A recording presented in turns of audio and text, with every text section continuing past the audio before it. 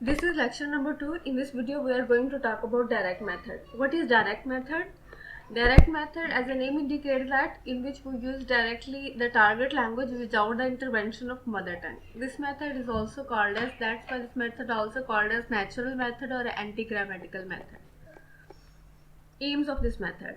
What are the aims? Aims is to build a direct bond between the experience and expression. Means what's a person's feelings or emotions regarding any incident or real situation, he or she need to express this thing into expression as well. Means in the writing and oral communication, and also to think directly in English. This is the aim of direct method. Techniques. The technique used in this method are dialogue practice among the students as well as among the teachers, among student and teacher as well.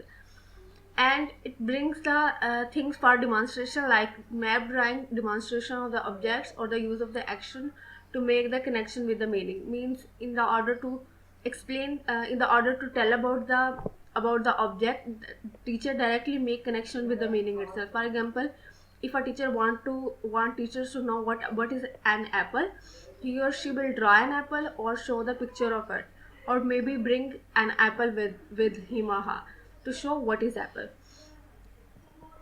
Instead of telling this is save or anything, like explaining this is a fruit.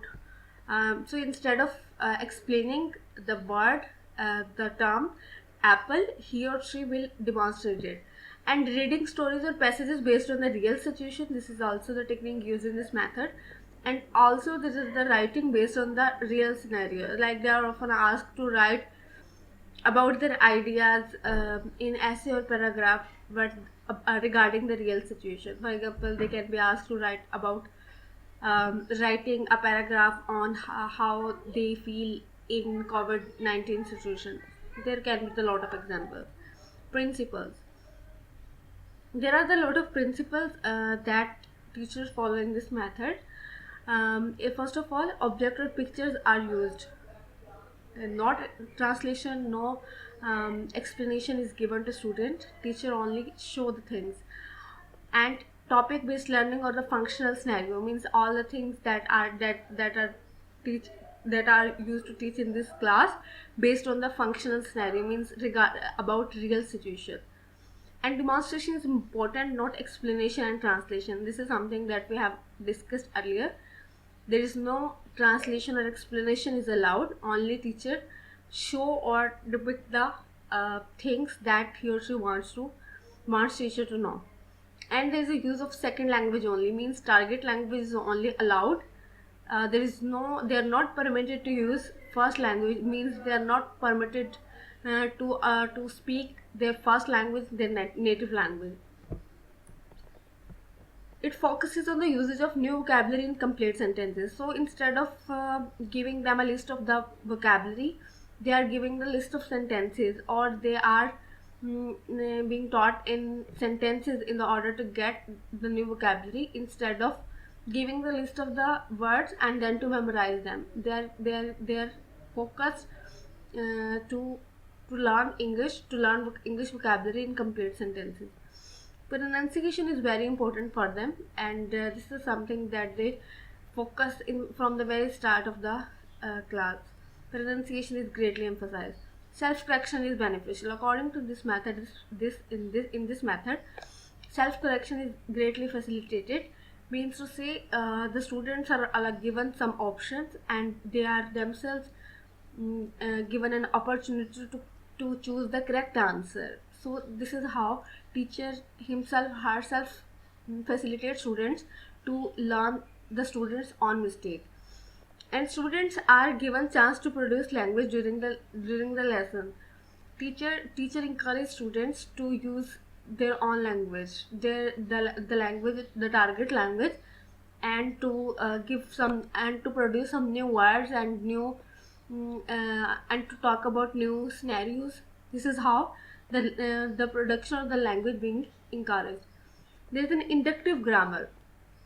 Inductive grammar means to say, first of all, the examples are given, and then there's a little bit about grammar rules as well.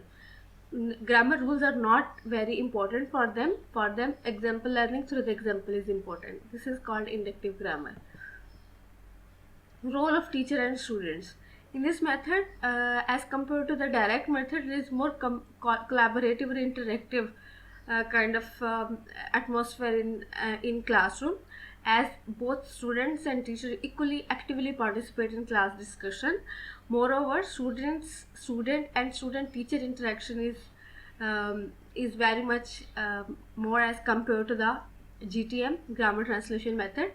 Teacher as a guide only facilitates students to point out their mistake. Teacher do not directly correct the student, rather he or she makes student to understand their own mistake instead of directly telling them or pointing their mistake.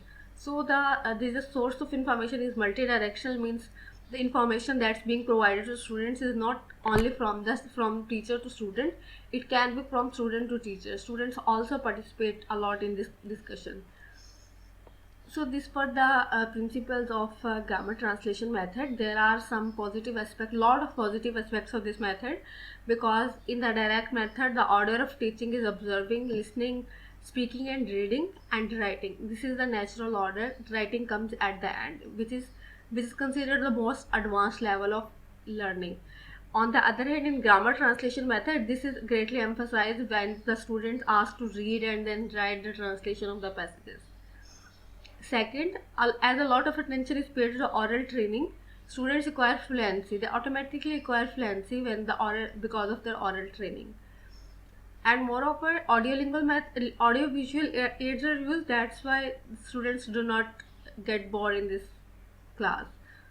It confirms the psychological principles of learning, as we know the theory comes after the practice, means the examples are given before the rules itself, because rules are something that make the students dull and bored about the learning, but through the interesting examples they do not feel bored. There are some disadvantages as well in this method, as it requires efficient teachers, because teachers need to have capable teachers are required, because teachers need to have command on the communication, because they need to have a lot of interaction with the students in English. Second, it requires material facilities. It's not only require the source of information is not a simple textbook, just like in unlike just as we have discussed in grammar translation method. Here there is a lot of audio visual aids are also required. That's why we can say this method is comparatively costly as compared to grammar translation method. Not applicable for crowded classes. It's good for the classes where the number of the students are low, but in countries in Pakistan, especially in public government schools, it's not applicable, because classes are commonly overcrowded and teacher cannot pay attention to the individual student. That's why we cannot apply this for the overcrowded classes. It's tough for the beginners. This method, as we know, in this method only target language is allowed. That's why it may be difficult for the for beginners to understand directly in target language. That's why this is the limitation of this method. That's all for direct method, in which we first of all discussed what is direct method, some of its principles, techniques and advantages and disadvantages of it.